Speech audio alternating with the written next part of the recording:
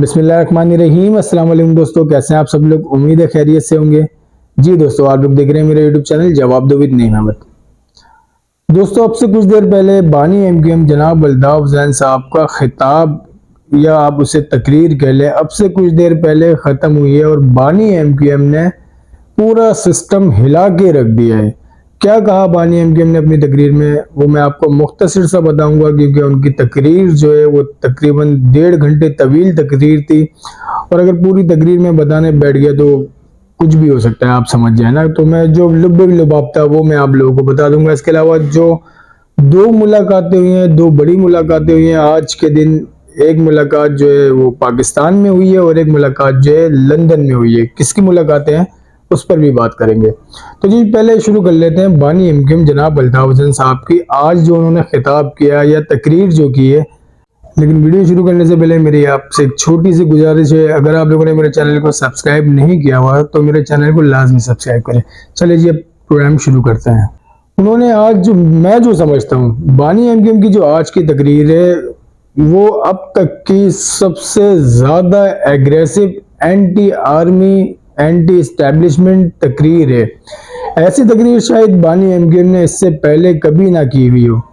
बानी एमकेएम का जो आज इन्होंने खिताब किया है, उस खिताब का जो एजेंडा था जो महंगाई है, महंगाई के खिलाफ उन्होंने मतलब एक खिताब करने का कहा था उस।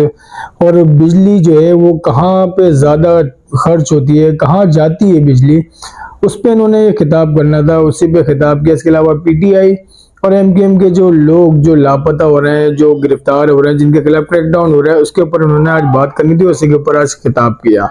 बानी एमकेएम ने बहुत ज्यादा एग्रेसिव खिताब किया।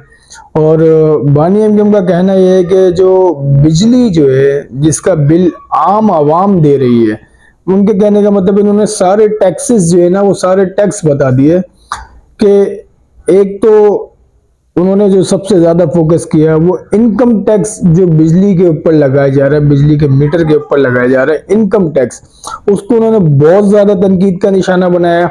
उसके अलावा उन्होंने ये टीवी का टैक्स लग के आता है उसको बहुत ज्यादा तनकीद का निशाना बनाया। और उसके अलावा जो दीगर टैक्सेस हैं, जनरल सेल्स टैक्स लग के आता है, उसके अलावा जो और भी बहुत सारे टैक्सेस लग के आ रहे हैं। उसके अलावा बानी एमकेएम ने ये भी कहा जो बडग्राम में जो चेन लिफ्ट जो फंस गई थी उस पे जो ऑपरेशन हुआ उसका जो खर्चा है उसका भी टैक्स जो है वो 420 रुपए पर बिल वो भी डाला गया है।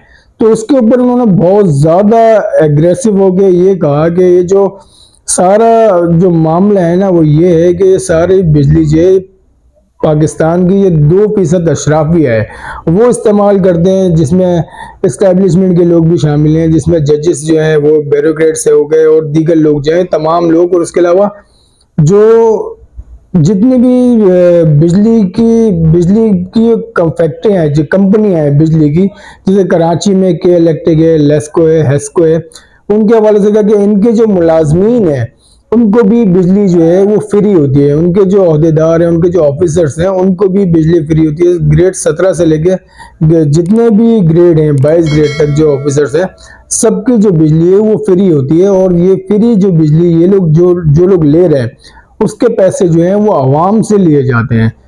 और भी उनका कहना था कि ये बिजली जो है बहुत ज्यादा जाती है बहरिया टाउन में। उसके अलावा ये बिजली जाती है जो डीएचए का उन्होंने कहा ये बिजली वहां भी जाती है। और भी जो बैरिया टाउन के मालिक है मलिक रियाज, उनके हवाले से उन्होंने बहुत ज्यादा तल्ख जुबान इस्तेमाल की, बहुत कुछ कहा मलिक रियाज को। और मलिक रियाज के बारे में आज एक बहुत बड़ा इंकशाफ जो उन्होंने किया वो ये किया कि ये मलिक रियाज जो है ये पाकिस्तान में जो सबसे बड़ा ओहदा होता है वो होता है आर्मी चीफ का। मलिक रियाज जो है उससे भी बड़ा ओहदा है। मलिक रियाज को कोई टच भी नहीं कर सकता, कोई हाथ नहीं लगा सकता, क्योंकि वो इतना ताकतवर है उसके ऊपर जो है हमारी एस्टेब्लिशमेंट भी कुछ नहीं कर सकती। उसका ओहदा जो है वो आर्मी चीफ से भी बड़ा है। ये कहना है बानी एमकेएम अल्ताफ हुसैन साहब का। इसके अलावा भी उन्होंने बहुत सारी बातें ऐसी की है, बहुत सारी तकरीर में उन्होंने इस तरह की बातें की हैं। और बानी एमकेएम ने एक बहुत बड़ा इंकशाफ भी किया वो इंकशाफ क्या है, वो इंकशाफ उन्होंने ये किया कि इस वक्त जो है वो सब जितने, उन्होंने कहा है कि जितने भी पाकिस्तान के सर्वर जो पॉलिटिशियंस हैं, जितने भी लीडर हैं पाकिस्तान के, उन सब लीडरों में सबसे ज्यादा आवाम से अभी उनके राब्ते हैं। उन्होंने खुद ही इस बात को एडमिट किया है कि इस दौर में सबसे ज्यादा अगर आवाम से किसी के राब्ते हैं तो वो मैं हूं, मेरे अवाम से डायरेक्ट राब्ते हैं, अवाम मुझसे राब्ते करती है। ये बहुत बड़ा इंकशाफ बानी एमकेएम जनाब अल्ताफ ज़ैन साहब ने किया। और इसके अलावा अल्ताफ ज़ैन साहब ने एक बहुत बड़ा चैलेंज किया है जो हमारे निगरां वज़ीर आज़म है अनवारुल हक काकड़ साहब, क्योंकि अनवारुल हक काकड़ ने अपने एक बयान में कहा था कि जो 2% अशराफिया जिसके बारे में कहा जाता है ना कि वो बिल अदा नहीं करते, तो उन्होंने कहा कि अनवारुल हक काकड़ ने कहा था कि अशराफिया भी बिल अदा करती है बिजली का। उस पर बानी एमकेएम जनाब अल्ताफ ज़ैन ने उनको एक चैलेंज किया, और चैलेंज इन्होंने ये किया कि अनवारुल हक काकड़ साहब वो टीवी पर आए, टीवी पर आके वो मैंने जो चैलेंज किया है उसको कबूल करें, और किसी भी एक ऐसा बंदा जो अशराफिया का बंदा, वो जज हो या कोई साबिक जर्नल हो या कोई भी हो, जो भी अशराफिया का बंदा है उसका पेड हुआ हुआ बिल, वो बिल जो पे हुआ हुआ हो, उसके ऊपर स्टैंप लगी हुई हो, वो बिल लाके दिखाएं और बताएं कि अशराफिया जिसे कहा जाता है 2% अशराफिया, वो भी बिल अपना अदा करती है। तो इसके अलावा बानी एमकेएम ने ये एक तो चैलेंज किया जो बड़ा चैलेंज हो, इस चैलेंज को उन्होंने 2-3 बार कहा अपनी स्पीच में कि अनवारुल हक काकड़ साहब जो है वो उनका चैलेंज कबूल करें, उनका चैलेंज कबूल करें और बिल ला के दिखाए किसी भी ऐसे बंदे का जिसका ताल्लुक अशराफिया से हो और उसने बिल पे किया हो, बिजली के पैसे दिए हों उसने।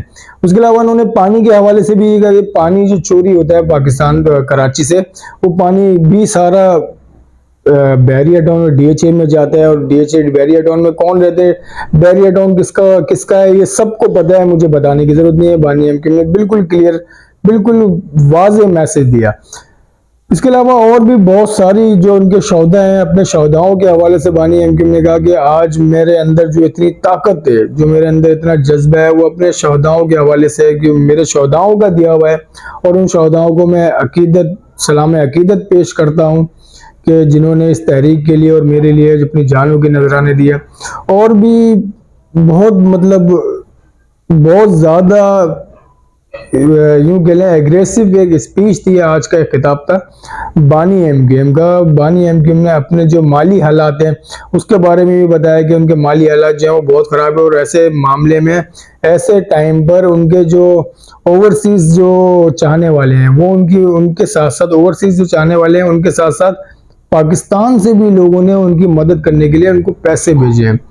तो एक इस तरह का एक आज जो एक किताब था, उस किताब में बानी एमकेएम ने अवाम के हवाले से भी यही सब बातें की हैं कि जो बिजली जो इनको इतनी महंगी बिजली मिल रही है उसकी वजह क्या है, बिजली जो है कहाँ ज़्यादा इस्तेमाल हो रही है, सब कुछ जो है। फिर उसके अलावा अपना एक और जो एक बयान बानी एमकेएम ने शुरू में जब वो पाकिस्तान में हुआ करते थे, जब उन्होंने एक बयान दिया था कि टीवी बेचो, रेडियो बेचो और असला खरीदो, इस तरह का बयान जो दिया था उसका भी हवाला दिया, और उसको कहा कि मैंने वो जो बयान दिया था, वो बयान देने की वजह ये थी कि उस टाइम पे एक पार्टी, एक तंजीम बनाई गई थी पीपीआई के नाम से, पंजाबी पख्तून इत्तेहाद के नाम से एक तंजीम बनाई गई थी। उनको किसने असला दिया, कहाँ से उनके पास सब कुछ आया, वो सबको बताया, और वो लोग जो है महाजिर आबादियों पर हमले करते थे, गोलियां चलाते थे। तो मैंने इस वजह से कहा था कि टीवी बेचो, रेडियो बेचो और अपनी हिफाजत के लिए असला खरीदो। मेरा मकसद ये नहीं था कि मुझे पख्तूनों से मेरी दुश्मनी है या मेरी दुश्मनी पंजाबियों से। उस पर उन्होंने बहुत ज़्यादा कस्में खाई हैं, बहुत बड़ी बड़ी कस्में खा के बानी एमकेएम ने कहा कि मेरी किसी से कोई दुश्मनी नहीं थी, या मेरे अंदर किसी भी किस्म का किसी भी कौम के लिए किसी भी किस्म का कोई तासुब नहीं है। बड़ी कस्में खा के बानी एमकेएम ने ये सब जो है अपने आवाम के सामने रखा। चलिए जी, अब आ जाते हैं, आज जो है 2 बड़ी मुलाकातें हुई हैं। एक बड़ी मुलाकात हुई है लंदन में, लंदन में आप लोगों को पता है कि अभी जो गवर्नर सिंह है कामरान टिसौरी साहब, वो अभी लंदन में मौजूद है।